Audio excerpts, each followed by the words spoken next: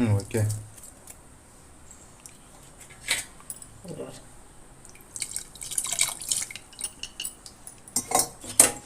இப்போ நல்லா மிக்ஸ் பண்ணிங்க. புளிப்பெலாம் கட்டாருங்க. நல்லா மிக்ஸ் பண்ணிங்க. கெட்டி வானல் போட்டுமே, கருப்பு வானல் போட்டா. இப்போ ஒரு வானல் வச்சுக்கிட்டோம். இப்போ அடுப்பு ஆன் பண்ணிக்கலாம். எண்ணெய் ஊற்றுங்க. 2 கரண்டி எண்ணெய் வந்து கடலெண்ணெய் ஊற்றிங்க. கடுகு வந்து ஒரு 1/2 ஸ்பூன் அளவுக்கு போட்டுங்க. உளுத்தம்பருப்பு ஒரு 1/2 ஸ்பூன் அளவுக்கு போட்டுங்க. கடுகு மிளகு வந்து ஒரு 1/2 ஸ்பூன் அளவுக்கு போட்டுங்க. இப்போ நம்ம உரிச்சு வச்சிருக்கிற வெங்காயத்தையும் பச்சை மிளகாவையும் கருவேப்பிலையும் இதில் ஆட் பண்ணிக்கலாம்.